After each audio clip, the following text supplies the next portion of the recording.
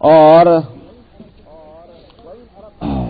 وَإِنْ أَرَدْتُمُ اسْتِبْدَالَ زَوْجٍ مَكَانَ زَوْجٍ وَآتَيْتُمْ إِحْدَاهُنَّ قِنْطَارًا، اور تم دے چکے ہو ان میں سے کسی اپنی بیوی کو ڈھیروں مال، تو قنطار ڈھیر کو کہتے ہیں، ظاہر ہے کہ وہ مہر کے اندر دینا، تم لے نہیں سکتے واپس، تو اللہ نے تو قنطار کا لفظ استعمال کیا اور تم اس میں پابندی لگا رہے ہو۔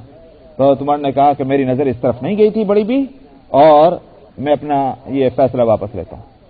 تو یہ وہ زمانہ تھا کہ اس وقت سوال ہی پیدا نہیں ہوتا کہ عمر بن الخطاب یا کوئی اور آدمی کچھ کہے اور صحابہ خاموشی سے تم دبا کے چلے جائیں، سوال ہی پیدا نہیں ہوتا اس کا، وہ تو گلے بان پکڑ لیتے تھے اس آدمی کا۔ عبد الملک ابن مروان گورنر ہے مدینے کا، اور یہ مروانیوں کے اور بنو امیہ کے ایک طرح سے بڑے دبدبے کا وقت ہے۔ عبد الملک کو خاص طور پر ان میں کافی روب دبدبے والا ہے، آگے چل کر یہ خلیفہ بھی بنا۔ تو عبد الملک ابن مروان نے جو ہے اب مدینہ منورہ میں بیٹھ کر کے خطبہ دینے لگا۔ کون سا خطبہ؟ جمعہ کا خطبہ، اور جمعہ کا خطبہ جو ہے وہ بیٹھ کر اس نے دیا۔ تو ایک صحابی ہیں عبداللہ ابن مغفل ہیں، یہ کون ایک صحابی ہیں، انہوں نے کہا کہ دیکھا اس ملعون کو، آپ بتائیے کہ یہ بات کون کہہ سکتا ہے؟ صحابی کو صحابی ہونے کا یہ شرف حاصل تھا کہ انہوں نے کہا کہ دیکھا اس ملعون کو رسول اللہ صلی اللہ علیہ وسلم کی سنت کے خلاف کیسے بیٹھ کر خطبہ دے رہا۔ یہ اس وقت کہ جہاں یہ حالت ہو کہ تلواریں ننگی ہو گئی ہوں اس زمانے میں بنو امیہ اور بنو عباس کے دور خلافت میں بدقسمتی سے، وہاں ایک صحابی یہ ہمت کر جائے، تو اس کا معنی یہ ہے کہ کچھ بھی ہو لیکن دینی مسائل کے اندر اور شریعت کے معاملات کے اندر یہ ابھی تک بات موجود تھی کہ اس کے خلاف ورزی چاہے بادشاہی کیوں نہ کرتی ہو، منہ پہ کہہ دیں گے کہ یہ نہیں ہوگا۔ باقی سیاست میں پالیٹکس میں تم جو کر رہا کرتے رہو، لیکن دین میں گڑبڑ نہیں ہونے دیں گے۔ یہ وہ زمانہ تھا، تو اس بات سے سوال ہی پیدا نہیں ہوتا کہ متع حلال ہوتا پہلے سے اور عمر بن الخطاب آ کے اس کو حرام کرتے ہوں۔ انہوں نے تنفیذ کی ہے، نفاذ کیا ہے اس حکم کا۔ تو بہرحال متع کا مسئلہ تو یہ اس آیت کے الفاظ سے بھی، جس آیت کے وہ لفظوں کو اپنے لیے دلیل بنا رہے ہیں، اسی آیت کے اس سے پہلے کے دو لفظ جو ہیں میں نے کہا کہ وہ دلیل ہیں متع کے حرام ہونے کے بعد۔ اسی واسطے فقہاء سب کے سب، چاہے امام ابو حنیفہ ہوں، امام شافعی ہوں، امام مالک ہوں، امام احمد ابن حنبل ہوں، سب کا اس پر اتفاق ہے کہ متع حرام ہے۔ ایک تو یہ مسئلہ ہوا۔ دوسری بات جو ہے وہ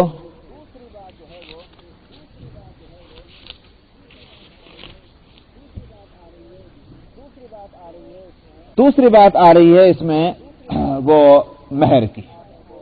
اس میں آپ نے دیکھا فرمایا فیما تراضیتم کا لفظ ہے۔ اس کا مطلب یہ ہے کہ مہر کا مقرر، جب مہر کم ہونا جو ہے یا زیادہ ہونا مقرر کیے ہوئے مہر کے اندر، اس میں رضامندی کی ضرورت ہے، سمجھ میں آیا؟ تو اس کا مطلب یہ ہے کہ مقرر کرنے میں بھی رضامندی ہونی چاہیے۔ خود بخود بات سمجھ میں آ رہی؟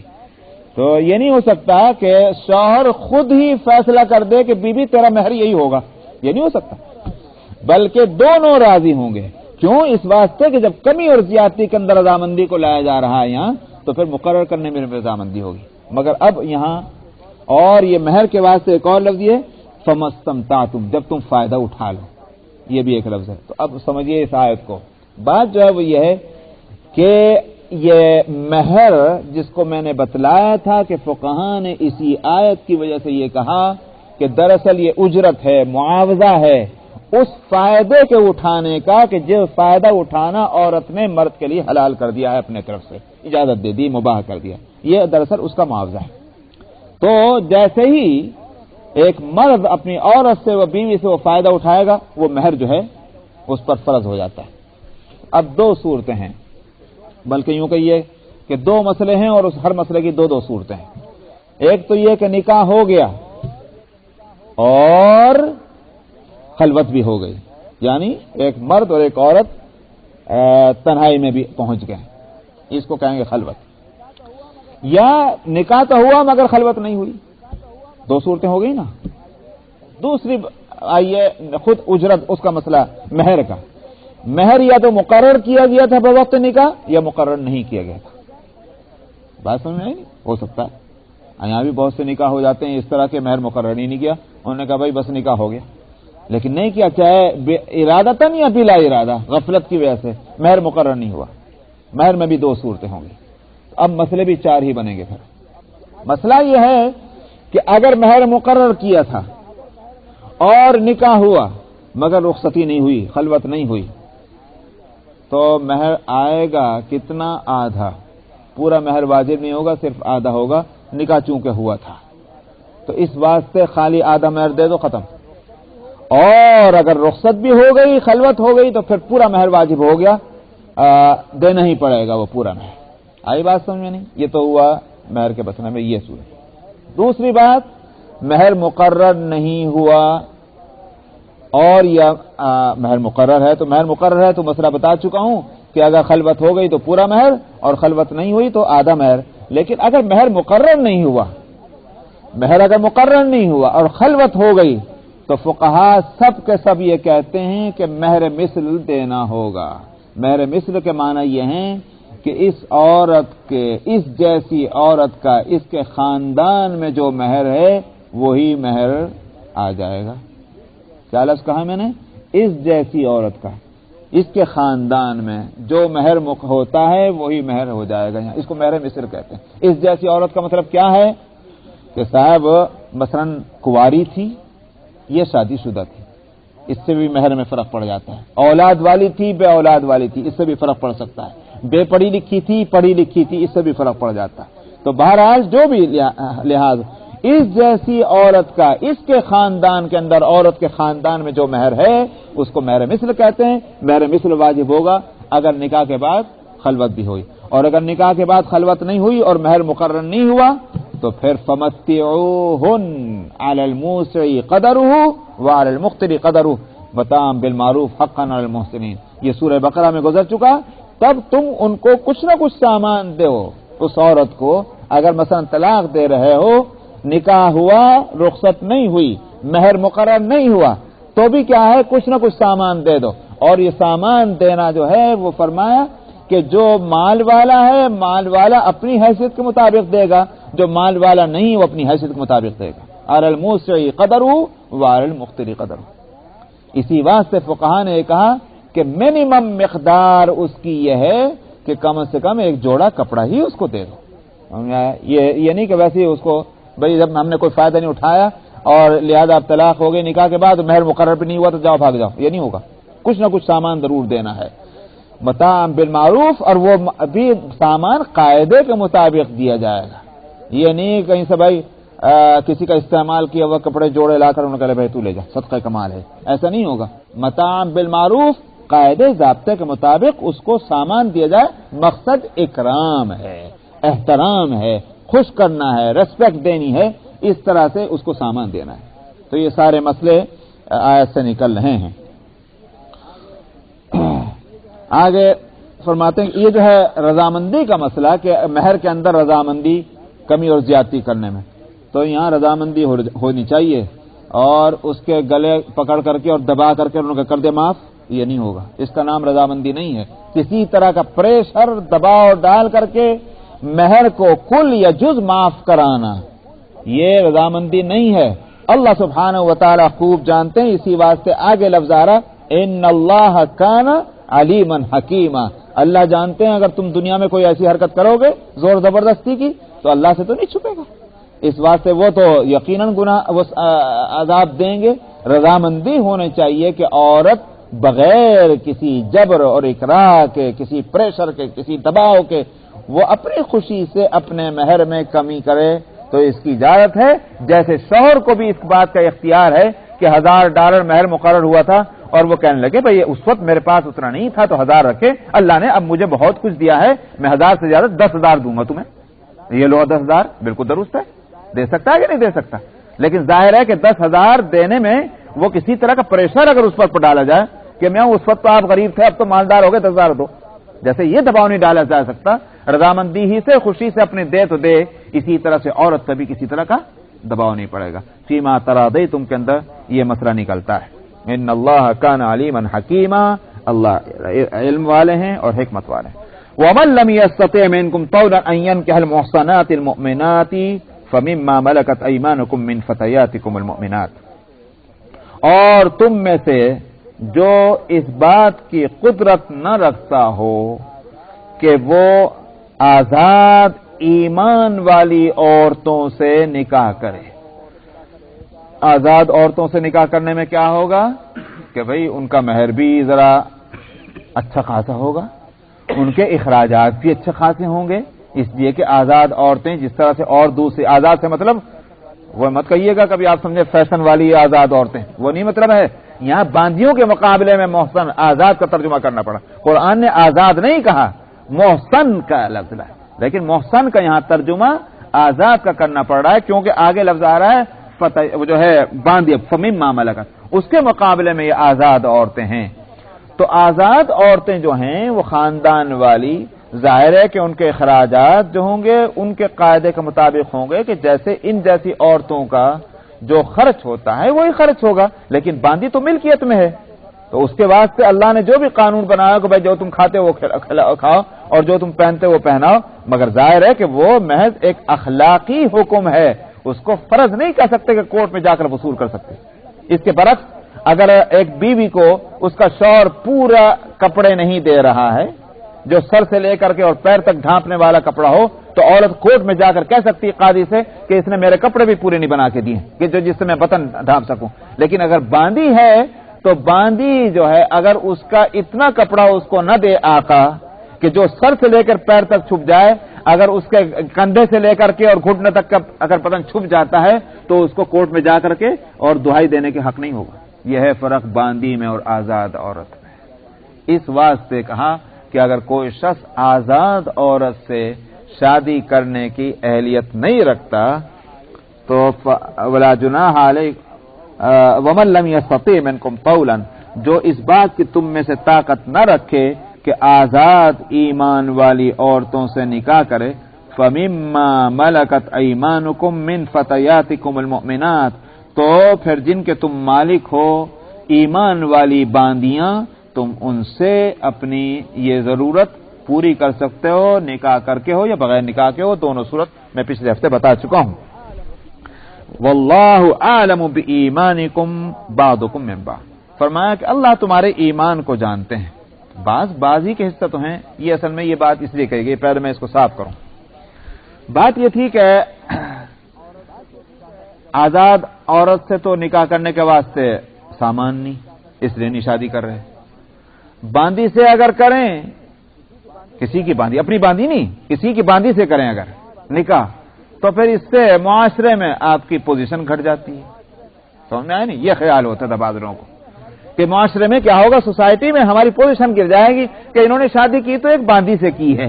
معلوم ہوتا ہے کہ یہ اتنے ذرا گرے ہوئے لوگ ہیں، اس واسطے باندی سے بھی شادی نہیں کرنا چاہتے. تو اب کیا ہوگا؟ نتیجہ اس کا یہ ہے کہ ظاہر ہے کہ مرد ہے، انسان ہے، بشر ہے، اس کی طبیعت میں ہیجان پیدا ہوگا، پریشانی ہوگی، اور خدا نخواستہ گناہ میں مبتلا نہ ہو جائے. فتنہ ہے. اس لیے یہاں یہ کہا گیا کہ تم باندیوں سے کر لو شادی. واللہ عالم بایمانکم، اللہ تمہارے ایمان کو جانتے ہیں. بعضکم من بعض، آخر کو تم میں سے بعض ہی سے تو ہیں. یعنی بتانا یہ ہے کہ مدار فضیلت کا بیس جو ہے وہ فضیلت کی ایمان ہو سکتی ہے، خاندان نہیں ہوا کرتا. آزاد ہونا، باندی ہونا، غلام ہونا یہ معیار نہیں ہے اللہ کے نزدیک فضیلت کا. فضیلت کا معیار اگر ہے تو وہ ایمان ہے، اور اب ایمان ہے تو ایمان کس کا کس درجے میں ہے وہ اللہ ہی جانتے ہیں، انسان نہیں جانتے کس کا ایمان کس درجے میں ہے. تو لہذا کیوں اس میں تم بحث میں پڑے ہو کہ صاحب تم تو آزاد ہو رہے، باندی سے کیسے شادی کرو گے؟ ایمان ہے معیار. ایمان تمہارا اچھا ہے کہ باندی کا اچھا ہے، کس کو معلوم ہو؟ اللہ کو معلوم ہے. ہو سکتا ہے کہ تمہارے ایمان سے بڑھ کر اس باندی کا ایمان ہو. ایک دوسری بات یہ بعضکم من بعض، اگرچہ تم آزاد ہو اور وہ باندھی ہے، مگر اوپر چلو تو ہے تو انسانی، اور انسان کا آپس میں ایک دوسرے سے کہیں نہ کہیں تو رشتہ جڑ ہی جائے گا. یہ بعضکم من بعض کے معنی یہ ہے. اس واسطے اس بحث میں مت پڑو اور اپنے کو فتنے سے بچاؤ اور شادی کر لو. تو معلوم ہوا کہ شادی کرنا جو ہے یہ اسلام کو بہر صورت پسند ہے اور مطلوب ہے. فَانْكِحُوهُنَّ بِإِذْنِ أَهْلِهِنَّ، سو نکاح کر لو تم ان سے، کن باندیوں سے، مگر جب تم ان سے نکاح کرو گے تو ان کے مالکوں کی اجازت سے نکاح ہوگا. جس طرح سے کنواری لڑکی سے نکاح اس کے ولی کی اجازت سے ہوتا ہے، اسی طرح باندی سے نکاح اس کے آقا کی اجازت سے ہوگا۔ تمہیں فانکحوہن بإذن اہلہن وآتوہن اجورہن بالمعروف، ان کا بھی مہر دینا ہے۔ ان کا جب باندی سے نکاح کر رہے ہیں، کسی کی باندی سے نکاح کر رہے ہیں، وہاں بھی مہر دینا ہے، وہ بھی بغیر مہر کے نہیں ہوگا۔ اور وہ مہر وہ بھی قاعدے کے مطابق کہ باندیوں سے نکاح ہوتا ہو تو کس طرح سے کتنا مہر دیا جاتا ہے، یہ نہیں کہ انہیں کہ لے دو ڈالر بھاگ جا، یہ نہیں ہوگا، بلکہ ایک وہاں بھی قاعدہ دیکھنا۔ اور یہاں بھی فرمایا محصنات غیر مصافحات، وہ باندیاں شریف ہونی چاہیے، یعنی اخلاقی لحاظ سے شرافت ان کے اندر ہو، غیر مصافحات شہوت رانی کرنے والیاں نہ ہوں، اور ولا متخذات اخدان، اور اسی طرح سے آنکھ بچاؤ کرنے والی، آنکھ بچاؤ کا لفظ نہیں بلکہ ولا متخذات اخدان، اس کے معنی ہوتے ہیں کہ جن کی نگاہوں میں خرابیاں ہوتی ہیں، سمجھ میں آیا؟ یعنی آنکھیں اٹھا کر کسی کو تاکنا، کسی کو جھانکنا، تاک جھانک کرنے والی نہ ہو، یوں کہیے آپ ولا متخذات اخدان، کہ طبیعتوں میں فطور ہے اس لیے تاک جھانک کر رہی ہیں، وہ بھی نہیں ہونی چاہیے۔ شرافت ہونی چاہیے ان باندیوں کے اندر، چونکہ باندیاں جو ہیں وہ باندی ہونے کی وجہ سے باہر چلتی پھرتی تھی بازار کے اندر، آقاؤں کی ضرورتوں کو سامان خریدنے کے واسطے، سود و سلف کے لیے، اس واسطے ان کے لیے خاص طور پر یہاں قید لگائی، اگرچہ آزاد عورتوں کے لیے بھی قید ہے کہ شریفانہ مزاج ہو، شرافت اخلاق ان کے درست ہوں۔ اگر وہ فاحشہ ہوں گی اور بے حیا ہوں گی تو تمہارے گھر کے اندر بے حیائی آ جائے گی، تمہارا اخلاق اور کردار بھی اس سے خراب ہوگا۔ اس لیے یہاں کہا کہ محصنات غیر مصافحات ولا متخذات اخدان فإذا احسن، پھر جب ان کی شادی ہو گئی، یہاں بھی لفظ دیکھیے حسن کا لفظ آ رہا، اور میں اس کے ہر جگہ معنی وہ کر رہا ہوں کہ جو اس آیت میں وہاں مناسب ہیں۔ تو میں نے شروع میں بتلایا تھا کہ حسن کے معنی اصل میں قلعے کے آتے ہیں جو حفاظت کے لیے بنایا جاتا ہے، تو عورت جو ہے وہ محفوظ ہوتی ہے خاندان کی شرافت کی وجہ سے اور یا پھر نکاح اور شادی ہو جانے کی وجہ سے۔ تو اس لیے جیسا موقع ہے اسی کے لحاظ سے میں اس آیت کا ترجمہ کر رہا ہوں۔ محسنات یہاں شرافت والی ہوں، فإذا احسن یہاں حسن کا لفظ آیا تو معلوم ہوا کہ شادی جب ہو جائے اس کی، تو جب ان کی شادیاں ہو جائیں، فإن أتین بفاحشۃ، پھر اگر کوئی بے حیائی کا کام کریں گی یعنی زنا کر لیں تو فعلیہن نصف ما علی المحصنات من العذاب، ان کو سزا ملے گی وہ کیا؟ آزاد عورتوں کی سزا سے نصف، اور وہ سزا سے نصف کیا ہوگی؟ ان کے 100 کوڑے ہیں تو ان کے 50 کوڑے لگیں گے اس کے باندی کے۔ وان تصبر، بس یہ رک جائیے انشاءاللہ آئندہ یاد رہا تو، کیونکہ وقت بالکل ختم ہو گیا، اس آیت میں کچھ اور مسئلے ہیں تو وہ بیان کروں گا۔ یہ 187 اور آیت نمبر سورہ النساء آیت نمبر 25۔ اعوذ باللہ من الشیطان الرجیم،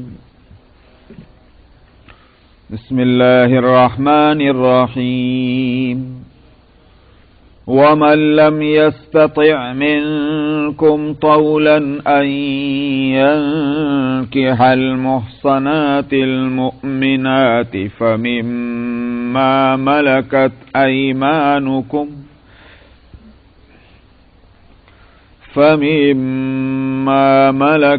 أيمانكم من فتياتكم المؤمنات، والله أعلم بإيمانكم، بعضكم من بعض، فانكحوهن بإذن أهلهن وآتوهن أجورهن بالمعروف محصنات غير مسافحات ولا متخذات أخدان، فإذا أحصن فإن أتين بفاحشة فعليهن نصف ما على المحصنات من العذاب ذلك لمن خشي العنة منكم وأن تصبروا خير لكم والله غفور رحيم يريد الله ليبين لكم ويهديكم سنن الذين من قبلكم ويتوب عليكم والله عليم حكيم والله يريد أن يتوب عليكم ويريد الذين يتبعون الشهوات أن تميلوا ميلا عظيما يريد الله أن يخفف عنكم وخلق الإنسان ضعيفا يا أيها الذين آمنوا لا تأكلوا أموالكم بينكم بالباطل إلا أن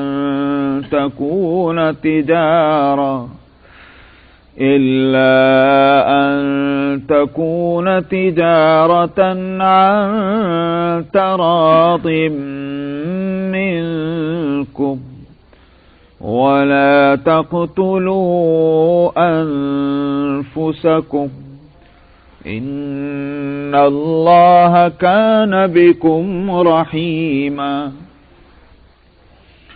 ومن يفعل ذلك عدوانا وظلما فسوف نصليه نارا وكان ذلك على الله يسيرا إن تجتنبوا كبائر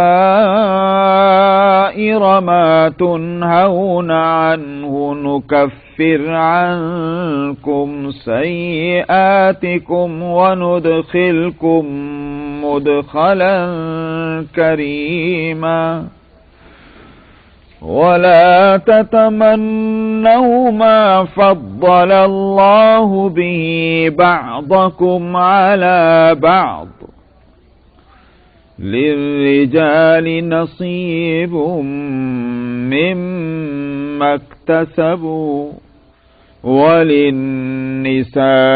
وللنساء نصيب مما اكتسبن واسألوا الله من فضله إن الله كان بكل شيء عليما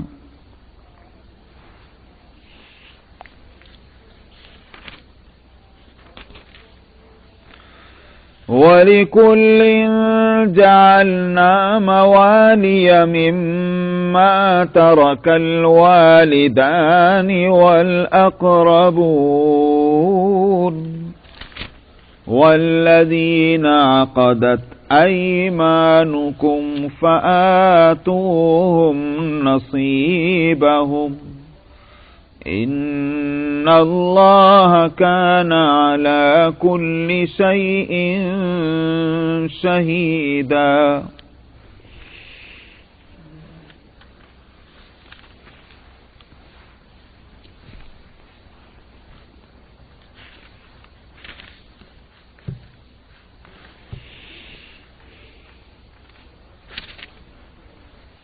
फरमाते हैं कि तुम में से जो ज्यादा दिन तक रहने की ताकत न रखता हो, यानी बगैर निकाह किए नहीं रुक सकता अपनी जवानी की वजह से, अपनी तबीयत की वजह से, तो वो निकाह करे کہ نکاح کرے وہ شریف آزاد ایمان والی عورتوں سے، اگر وہ اس کی طاقت نہیں رکھتا ہے تو فَمِمَّا مَلَكَتْ أَيْمَانُكُمْ مِنْ فَتَيَاتِكُمُ الْمُؤْمِنَاتِ، تو پھر جو باندیاں ہیں ایمان والیاں تم ان سے شادی کر لو۔ اب اس جو آزاد عورتیں ہیں ان سے شادی کرنے کی طاقت نہیں، باندیوں سے اس لیے شادی نہیں کرتے کہ صاحب ہماری عزت جو ہے وہ گھٹ جائے گی، اور نتیجہ اس کا کیا ہوگا کہ گناہ میں مبتلا ہو سکتے ہیں۔ اس واسطے اس سے کہیں اچھا یہ ہے کہ اگر تم آزاد عورتوں سے نہیں شادی کر پاتے، اگرچہ وہ بہت اچھی بات ہے، لیکن اگر ان کے اخراجات وغیرہ برداشت کرنے کی طاقت نہیں ہے، مہر اتنا جو دینا ہے ان کا اتنے بھی نہیں ہے وغیرہ وغیرہ، تو پھر باندیوں سے شادی کر لو۔ فَمِمَّا مَلَكَتْ أَيْمَانُكُمْ مِنْ فَتَيَاتِكُمُ الْمُؤْمِنَاتِ، یہاں المؤمنات کی قید لگائی۔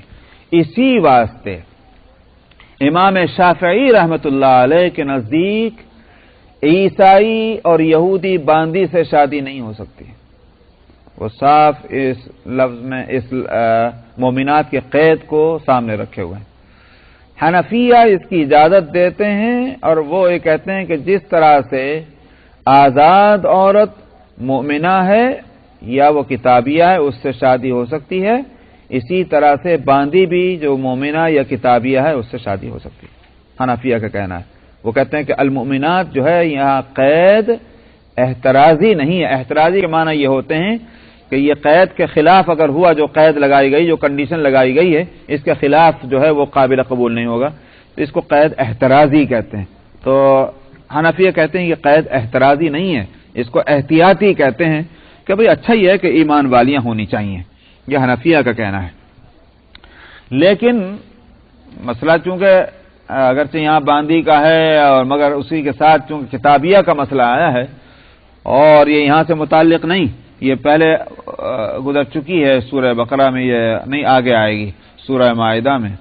کتابیہ کے ساتھ نکاح کا مسئلہ جو اس ملک میں خاص طور پر درپیش ہے، اس میں یہ بات ذہن میں رہنی چاہیے کہ دو باتیں ہیں۔ ایک تو یہ کہ شریعت کو پسند بالکل نہیں، اگر شریعت اجازت دے رہی ہے تو اس کے معنی یہ ہے کہ قانون بتلا رہی ہے شریعت کہ اگر کچھ حالات ایسے ہوں کہ اس کے سوا کوئی راستہ نہ ہو تو پھر کتابیہ سے شادی کی اجازت ہوگی۔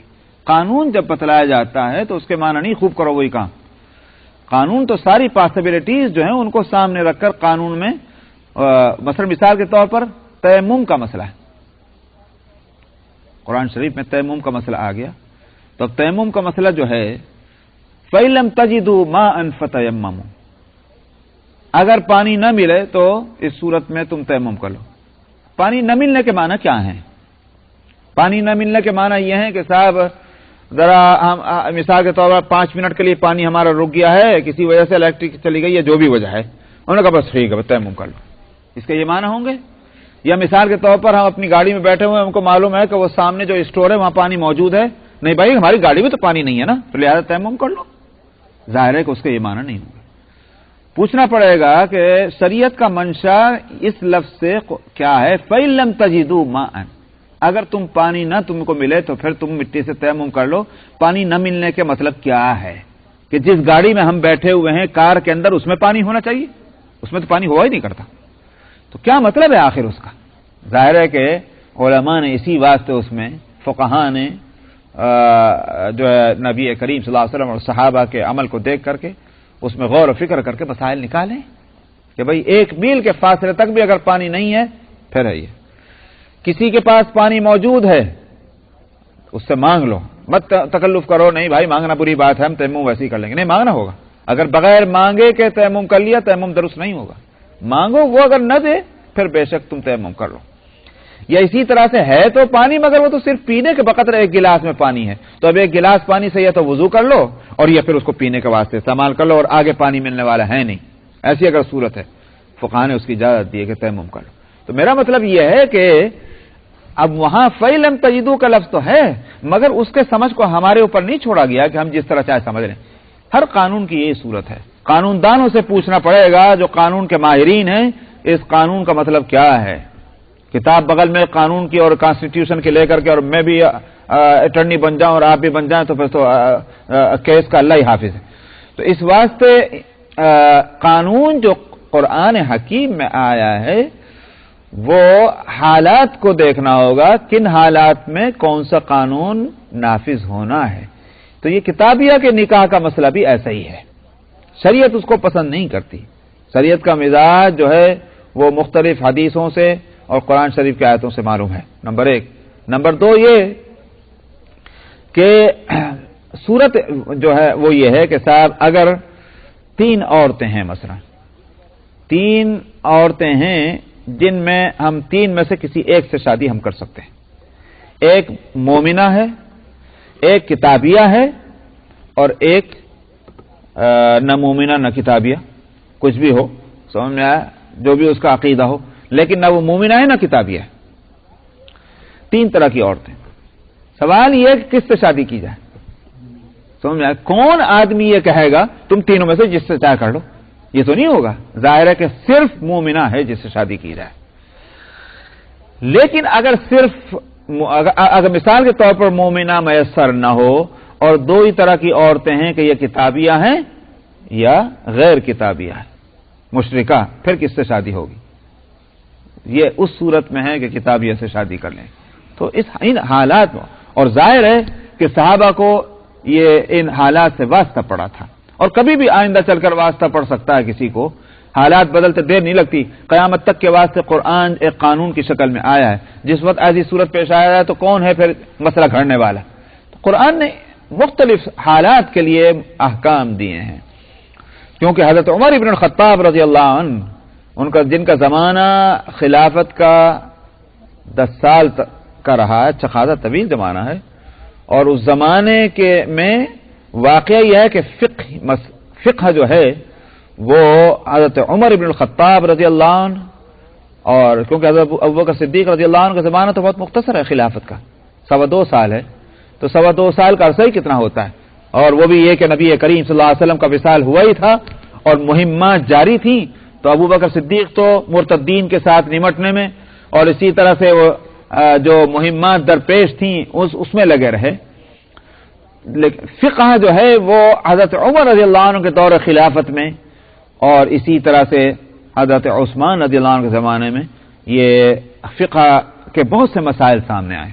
تو حضرت عمر رضی اللہ عنہ کا جو حکم اس تعلق سے ہے اس سے شریعت کا منشا معلوم ہوتا ہے کہ انہوں نے حکم دے دیا کہ جب دیکھا بکثرت لوگ کتابی عورتوں سے شادی کر رہے، حکم دے دے نکالو ان سب کو.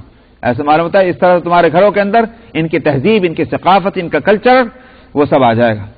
بالکل غلط. تو حضرت عمر سے بڑھ کر تو میں اور آپ یا کوئی بھی بڑا سے بڑا مجتہد اس زمانے کے اندر شریعت کا ماہر نہیں ہو سکتا. جن کو بارگاہ نبوت سے سرفرازی حاصل ہوئی اور ان کی رائے بارگاہ نبوت میں کئی مرتبہ قبول ہوئی ہے تو ان کا کوئی نہ کوئی تو مقام ہے. تو اس لیے میں نے کہا کہ شریعت کا منشا وہی ہے، نمبر 1. نمبر 2 یہ کہ یہ اطمینان ہونا چاہیے کہ گھر کے معاملات میں اولاد کے تعلق سے یہ اپنے مذہب کو جو مسلط نہیں کرے گی اپنے دین کو، بلکہ میرا مذہب اور میرا دین جو ہے وہی نافذ ہوگا. یہ اطمینان ہونا ضروری ہے. اگر یہ اطمینان نہیں تو ناجائز ہے شادی کرنا. سمجھ میں آیا؟ میرے لفظوں کو بھی یاد رکھیے اور جہاں چاہے کسی مفتی سے پوچھیے اور ایک سے مت پوچھیے.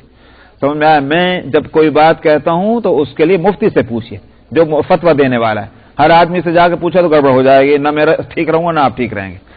میں نے عرض کیا کہ اگر یہ اطمینان نہیں ہے کہ ہمارا مذہب ہمارے گھر میں اور ہمارے بچوں پر اسلام جو ہے وہ نافذ ہوگا تو پھر ناجائز ہے وہ شادی کرنا. یہ بات فقہا لکھ رہے ہیں تصریح کے ساتھ، صراحت کے ساتھ. تو یہ اطمینان ہونا ضروری ہے.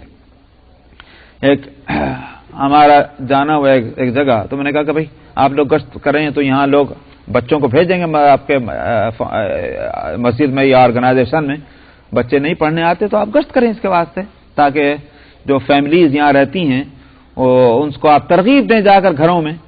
تو کہنے لگے جی ہاں وہ بھی کیا تھوڑے سے بچے ہاتھ آئے. اس میں کو معلوم ہوا کہ صاحب ایک گھر میں گئے تو وہاں ان سے پوچھا کہ بھائی آپ کے بچے ہیں کہاں ہیں؟ تو انہوں نے کہا کہاں گئے ہوئے ہیں؟ تو اتوار کا دن تھا تو انہوں نے کہا چرچ گئے ہوئے ہیں. چرچ گئے ہوئے ہیں. تو کیسی بات آپ کہہ رہے ہیں چرچ گئے؟ تو کہنے لگے کیوں، کیا بات ہے، کچھ سیکھیں گے نا وہاں جا کر کے. سمجھ میں آیا؟ جانا نہ جانے سے اچھا تو ہے چلے گئے وہاں کچھ نہ کچھ تو سیکھیں گے. وہ مسلمان صاحب کو یہ بات سمجھ میں نہیں آ رہی تھی کہ چرچ میں جانا جو ہے کچھ نہ کچھ تو سیکھیں گے بھائی. سمجھ میں آیا؟ تو جن کی عقل اتنی ماری گئی ہو آپ ان کے سامنے مسئلہ کیا لے جا کے رکھ دیں. سمجھ میں آیا؟ تو کیا جائز ہونے کے معنی یہ ہو گئے کہ کتابی عورتوں سے شادی کر لو، پتہ نہیں وہ کتابی ہے بھی کہ نہیں ہے، اور پھر بچے جو ہیں چرچ میں چلے جائیں؟ اور یہاں کا قانون جو ہے وہ اٹھا کر کے کسی وقت لڑائی جھگڑے ہوئے تو بچے جو ہیں ماں کے حوالے ہو گئے، ماں لے کر کے پھر ان کو اپنے چرچ میں پہنچ گئی. یہ ساری چیزوں کا اطمینان کرنا ضروری ہے. یہ تو نہیں ہے کہ ہم نے خود بس پڑھ لیا ہاں اللہ میاں نے اجازت دی ہے، تو اللہ میاں نے جو اجازت دی ہے اس کو صحابہ نے زیادہ بہتر سمجھا ہے ہمارے مقابلے میں. تو بہرحال یہاں بھی ایمان والیوں کی قید جو لگائی گئی ہے وہ اس کے مطلب یہی ہے کہ ترجیح اسی کو حاصل ہوگی، پرائرٹی اسی کو ہوگی. فرمایا واللہ اعلم بایمانکم، معلوم ہوا کہ آزاد ہونا اور غلام ہونا، باندی ہونا، یہ ترجیح اور فضیلت کی یہ وجہ نہیں ہوگی. اصل وجہ جو ہے فضیلت کی وہ ایمان ہو سکتی ہے. اور ایمان تمہارا اچھا ہے کہ باندی کا اچھا ہے اس کو کون جانے، اللہ جانتے ہیں. اس واسطے ایمانی فضیلت کا معیار ہے، اور باندی ہونا اور غلام ہونا اور آزاد ہونا فضیلت کے معیار نہیں. کون ہے کہ جو حضرت بلال حبشی رضی اللہ عنہ سے اپنے آپ کو بہتر کہے؟ حضرت عمر ابن الخطاب تو نہ غلام تھے اور نہ کبھی ہوئے نہ، لیکن حضرت بلال حبشی رضی اللہ عنہ کو عمر ابن الخطاب اپنے دور خلافت میں یا سیدی کہا کرتے تھے. سمجھ میں آیا؟ تو جو حالانکہ ان کو وہ غلامی کا دھبا لگا ہوا تھا، ان کو ابو بکر صدیق نے خریدا تھا، خرید کر آزاد کیا تھا، تو وہاں کے معاشرے میں جو ایک دفعہ غلام ہو گیا اس کا درجہ گھٹ گیا. عمر بن الخطاب خلیفۃ المسلمین ہیں، پیدائشی آزاد ہیں، اور وہاں کے معاشرے میں جو آزاد ہے اس کا درجہ اونچا ہوتا ہے. بلال حبشی کا کوئی مقام نہیں وہاں کے معاشرے کے لحاظ سے، تہذیب کے لحاظ سے. لیکن اسلام میں آ کر کیا ہوا؟ اسلام میں آ کر یہ کہ صاحب غلام تھے یا غلام ہیں، باندی تھی یا ہے، اور یہ آزاد ہیں پیدائشی، وہ سارا ختم، وہ فرق ہی ختم ہو گیا. علم کی بنیاد پر، ایمان کی بنیاد پر، تقوی کی بنیاد پر لوگ معاملہ کرنے لگے. یہ بات بڑی عجیب ہے. میں نے ابھی حدیث کے درس میں ابن محیریز کا نام لیا ہے، جس کے لیے امام اوزاعی جو الفاظ کہہ رہے ہیں جو میں نے سنا ہے، وہ آزاد کردہ غلام تھے. مولا فاطمہ ولید ابن عتبہ ابن ربیعہ، یہ وہ آزاد کردہ غلام، لیکن علماء جو ہیں ان کے سامنے پیچھے جا رہے ہیں اور کہتے ہیں اگر کسی کو تقلید کرنی ہے تو ان کی تقلید کریں. تو یہ مقام جو ہے وہ ایمان اور علم کی بنیاد پر، یرفع اللہ الذین آمنوا والذین اوتوا العلم درجات، اللہ ایمان والوں کے درجے اور جن کو اللہ نے علم دیا ہے ان کے درجے بلند ہوں گے. تو ایمان اور علم درجہ بلند کرتا ہے. تو اس لیے فرمایا کہ واللہ اعلم بایمانکم، اللہ تمہارے ایمان کو خوب جانتے ہیں. بعضکم من بعض، تم میں سے بعض کے ساتھ بعض سے. تو اگر ایک غلام ہو گیا دوسرا آزاد ہے، چند جنریشن پیچھے لوٹیے تو سب کی ایک ہی اصل نکلے گی. تو یہ کیا بات ہوئی؟ آخر کو تو انسان ہو تو اس میں کوئی شرم محسوس نہیں کرنی چاہیے. فَانْكِحُوهُنَّ بِإِذْنِ أَهْلِهِنَّ، تو تم ان سے نکاح کر لو، ان باندیوں سے ان کے مالکوں کی اجازت سے، جیسے اور لڑکیوں سے شادی ان کے ولی کی اجازت سے ہوگی، اسی طرح سے باندیوں سے شادی ان کے آقاؤں کی اجازت سے ہوگی، ان کے، اس لیے کہ ان کے آقا ہی ان کے ولی ہیں. جہاں تک ولی کا تعلق ہے، اس کو بھی میں بتلا دوں کہ ولی کی اجازت بہت اہم ہے. باپ موجود ہے تو باپ ولی ہے، دادا موجود ہے تو دادا ولی ہے، یعنی باپ کے نہ ہونے کی صورت میں. اور باپ اور دادا موجود نہیں ہے تو تایا اور چچا جو بھی ہوں گے وہ ولی ہو جائیں گے. سمجھ میں آیا؟ یہ شریعت کا مسئلہ ہے. یہ ولایت خاص طور پر مؤثر ہے ان لڑکیوں کی شادی میں کہ جن کی شادی پہلی دفعہ ہو رہی، کنواری ہیں، دوسری تیسری ہو رہی ہو، پھر ولایت کا مسئلہ اتنا اہم نہیں رہتا. ولایت کا مسئلہ اہم ہوتا ہے اس کے لیے جس کی پہلی مرتبہ شادی ہو رہی ہے، جس عورت کی. فقہا کا اس پہ تو اتفاق ہے کہ کیا نام ہے، ولی کی اجازت. لیکن اجازت کا درجہ کیا ہے، اس میں مختلف اقوال ہیں. حنفیہ کی ہاں فتویٰ جو ہے وہ اس بات پر ہے کہ کنواری کا باقرہ، جس کو کہتے ہیں فقہ کے اندر، کنواری کا نکاح غیر کفو میں یعنی اپنے خاندان سے باہر بغیر ولی کی اجازت کا نہیں ہوتا. سمجھ میں آیا؟ یہ فتویٰ اسی پر ہے. جو فتاوا کی کتابیں ہیں در مختار اور شامی عالمگیری وغیرہ ان سب کے اندر یہ مسئلہ موجود ہے صاف. تو اس واسطے ولایت کا مسئلہ بہت اہم ہے. ہاں اگر کسی کا ولی نہ ہو، جیسے اس ملک کے اندر حالات ایسے ہیں کہ مثلا کوئی لڑکی مسلمان ہو گئی، اس کا پورا خاندان جو ہے وہ مسلمان نہیں ہوا، ولایت تو وہاں ختم ہو گئی، اس لیے کہ مسلمان کا ولی غیر مسلم نہیں ہو سکتا. تو ہوگا اس کا باپ، ہوگی اس کا تایا اور دادا، لیکن وہ ولی نہیں ہے جب تک کہ وہ مسلمان نہ ہو جائے. تو اب اس صورت میں اس کا ولی کون ہوگا، یہ مسئلہ بہت اہم ہے. حقیقت یہ ہے کہ اگر اسلامی حکومت ہو، مملکت اسلامیہ ہو، تو وہاں خلیفۃ المسلمین یا اس کا ریپرزنٹیٹو جو ہے شہروں کے اندر سمجھا وہ ولی بن جائے گا ایسی لڑکیوں کا. لیکن جہاں مسلمان حکومتیں نہیں ہیں، جیسے خود یہ ملک ہے، ہم یہاں ہیں، تو ظاہر ہے کہ اسلامی حکومت تو نہیں ہے، اسلامی نظام نہیں ہے، تب کیا ہونا چاہیے؟ اب عجیب بات یہ ہے کہ لوگ اس طرح کے وہ مسائل ہیں کہ نہ تو اس پر نہیں بات کریں گے، بات وہ کریں گے جو بالکل کلیئر ہے. یوں پوچھیں گے سود کس طرح سے حلال ہو جائے، وہ اس پہ تو بات کریں گے. یہ جو ہے یہ کیا نام ڈامنی کا گوشت کس طرح حلال ہو جائے، اس پہ تو بات کریں گے. لیکن جو مسائل کے ہیں اس پر بات کرنا ہی اس پر کوشش کرنے کے لیے تیار نہیں. مسئلے یہ ہیں جس پر ہم کو غور کرنا چاہیے. میں نے ایک آدھ دفعہ کہا ہے، مگر کس سے کہ جب سنتے ہی نہیں. میں نے کہا کہ اس کا ایک نظام قائم کرنے کی ضرورت ہے کہ اگر ہمارے یہ سینٹر جو ہیں ان کو مسلمان مل کر کے اگر یہ مرتبہ درجہ دے دیں اور اس کا صحیح نظام قائم ہو کہ بھائی اس کا یہ کہ صاحب شریعت کا ایک نظام چل رہا ہو اس میں، اور اسی بنیاد پر کہ شریعت کا علم اور تقوی اور طہارت اور اعمال صالحہ اس بنیاد پر انتخاب اور ذمہ داریاں دی جا رہی ہوں، تو اگر یہ اصول بنا لیں تو ان ہمارے سینٹروں کے ذمہ دار جو ہیں یہ ریپرزنٹیٹو ہو جائیں گے ان مسائل میں امیر المؤمنین کے اور قاضی اسلام کے. سمجھ میں آیا؟ ان کا فیصلہ ایسا ہوگا جیسے قاضی کا فیصلہ ہوتا ہے، ان کی ولایت ایسی ہوگی جیسے امیر المؤمنین کی ولایت ہوتی ہے. ایسی لڑکیاں جو ہیں ان کے لیے وہ ولی بن جائیں گے اور ان کی اجازت سے ان کا نکاح درست ہو جائے گا. بڑے اہم مسئلے ہیں، ہم لوگ سوچتے ہیں اس تعلق سے. تو بہرحال یہ کہ اس ملک میں ولایت کی یہی ایک صورت ہے. فَانْكِحُوهُنَّ بِإِذْنِ أَهْلِهِنَّ، تو نکاح کر لو ان سے ان کے مالکوں کی اجازت سے. وَآتُوهُنَّ أُجُورَهُنَّ بِالْمَعْرُوفِ، اور دے دو تو تم ان کے مہر قاعدے کے مطابق. یہ نہیں کہ باندھیے تو اب کوئی مہر ہی نہیں، مہر تو ہوگا. اور مہر کے بارے میں اگر نہیں پہلے بتلا چکا ہوں تو میں اب بتلا دیتا ہوں. مہر جو ہے وہ ایک متعین ہے شریعت کی طرف سے صورت، دینا ہی دینا ہے جب تک کہ وہ مہر معاف نہ کر دے. یہ عورت کا حق ہے، شریعت نے اس کو مقرر کیا. اور اس طرح سے کہ بالفرض اگر نکاح کے وقت میں مہر کا ذکر ہی نہیں آیا تو بغیر مہر کے ذکر ہی کے نکاح پڑھ دیا، مثلا نہ عورت نے کی طرف سے ذکر آیا نہ مرد کی طرف سے ذکر آیا، دونوں بالکل اس سے غافل ہیں مہر کے مسئلے سے، اور نکاح پڑھ دیا گیا، مثلا نکاح ہو گیا. تو یہ نہ سمجھیں ارے بھائی مہر کی تو بات جب نہیں ہوئی تو لوگ چھٹی ہو گئی. نہیں، چھٹی نہیں ہوئی. شریعت آ کر کہتی ہے مہر دو، اگرچہ مہر کا بوقت نکاح کوئی ذکر نہیں آیا تب بھی مہر دینا ہے. اب اس صورت میں مہر کیا دینا ہوگا جب ذکر ہی نہیں آیا؟ شریعت اس موقع پر مہر مثل کو نافذ کرتی ہے.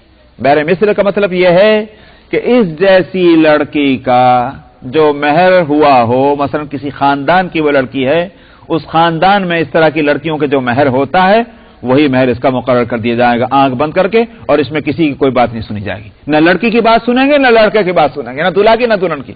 دلہا کہنے لگے نہیں بھائی اتنی نہیں اتنا ہی دینا ہوگا، دلہن کہنے لگے میں تو زیادہ لوں گی، نہیں اتنا ہی ہوگا، اس لیے کہ مقرر نہیں ہوا تھا اس وقت. لیکن مہر دینا، مہر ضروری ہے. ہاں عورت اگر معاف کر دے کل یا جز وہ بات الگ ہے، معاف کرنے کا اختیار ہے، لیکن اس میں کمی اور زیادتی کرنے کا وہ اختیار نہیں ہے. جیسے مرد کو کمی کرنے کا اختیار نہیں، عورت کو زیادتی کرنے کا اختیار نہیں. تو مہر جو ہے وہ دینا ہی دینا ہے. تو بالمعروف کا لفظ لائیں. بالمعروف کے معنی وہی ہیں کہ ایک طریقہ ہونا چاہیے کہ بھائی جس کو مہر کہا جائے. نہ تو انہوں نے کہا بھائی کتنا مہر، کہنے کے صاحب وہ $2. بھائی $2 مہر ہوتے ہیں میاں، $2 کی پانی کی بوتل لینے جا رہے ہو کہ عورت سے شادی کرنے جا رہے ہو؟ وہ تو اس لیے یہ بھی غلط. یا اسی طرح سے مثال کے طور پر کوئی کہنے لگے کہ صاحب وہ جو ہے ہمارے گھر کے پیچھے جو ایک ٹیلا ہے اتنا سونا، یہ کوئی مہر ہے؟ یہ تو کھیل کر رہے ہو تم. تو اس واسطے بالمعروف کے معنی یہ ہیں کہ جو لین دین جس طرح سے قاعدے کے مطابق ہوا کرتا ہے کہ بھائی اتنے 100 یا اتنے $1000 یا روپیہ جس ملک کے اندر ہیں تو اس کے مطابق وہ مہر مقرر ہونا چاہیے. اس کو کھیل مت بناؤ کہ ایک مذاق بن کے رہ جائے، اس سے زیادہ اور کچھ نہیں کہ یا رسم بن کے رہ جائے. بالمعروف کے معنی یہی ہے. محسنات غیر مصافحات، وہ جن باندیوں سے شادی کی جائے وہ ان سے وہ بھی شریف ہونی چاہیے. یہ مطلب یہ ہے کہ بے حیا قسم کی نہ ہو، اور تمہاری نیت بھی شادی کرنے میں کیا ہو؟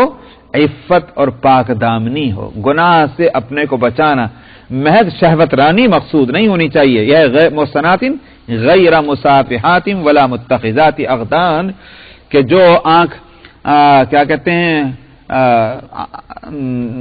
کہیں آنکھ چرانے والیاں، یہ ہے غیر مصافحات، اور شریف ہوں، آنکھ چرانے والیاں نہ ہوں اور آنکھ لگائی کرنے والی نہ ہوں، تو ایسی باندیاں ہوں تو ان سے شادی کرو.